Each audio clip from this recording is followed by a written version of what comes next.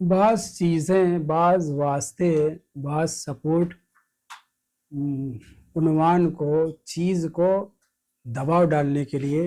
وزنی بنانے کے لیے، بھاری کرنے کے لیے کہی جاتی ہے یا کی جاتی ہے۔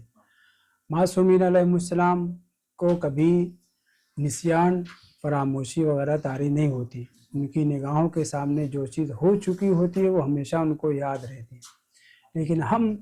جو واسطہ دیتے ہیں یا کبھی بات کو سنگین بنانے کے لیے اور زیادہ قوت کے ساتھ بیان کرنا چاہتے ہیں، یا یہ کہ چونکہ آپ ان کو بہت چاہتے ہیں لہٰذا آپ مثلا ہمارے اس کام کو کر دیجئے۔ جیسے حضرت عباس علیہ السلام کو واسطہ جناب سکینہ کا دیا جائے، کس لیے؟ چونکہ حضرت عباس علیہ السلام جناب سکینہ سے بہت زیادہ پیار کرتے تھے، اس طرح امام حسین علیہ السلام۔ تو اب جو ہم واسطہ دیتے ہیں وہ ایک تو خود امام کا واسطہ، امام سے ہی خطاب کریں یہی کافی ہے، لیکن اس طرح کے جو ہم واسطے دیتے ہیں دباؤ بڑھانے کے لیے، دوسرے لفظوں میں ان کی چاہت جو جناب سکینہ صلوات اللہ علیہا سے ہے، اس کے ذریعے آپ اپنے الہا میں، اصرار میں، تکرار میں یہ واسطہ جو دے رہے ہیں، اس لیے کہنے کا مطلب یہ کہ ہم اپنی بات منوانے کے لیے ان کا غم تازہ کر رہے ہیں۔ یہ کرنا صحیح ہم غم تازہ نہیں کر رہے ہیں، غم ان کا تازہ ہے۔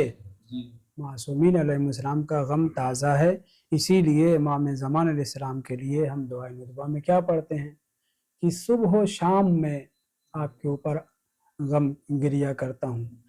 اور کبھی کبھی ایسا بھی ہوتا ہے جو روایت کا فقرہ ہے اس میں کہ اگر آنسو ختم ہو جاتے ہیں تو خون کے آنسو، بدلت دموع دمع، ہے نا، تو ہم غم نہیں تازہ کر رہے ہیں، ہم دباؤ بڑھا رہے ہیں کہ امام اس کام کو اور جلدی کر دیں، بس یہ الہا عربی میں اس کو کہتے ہیں اصرار، اللہ سے اصرار کرنا، اللہ سے معصومین کا واسطہ دینا۔ یہاں تک کہا گیا ہے کہ اے خدا، اگر تیرے نزدیک، بہت اہم بات ہے،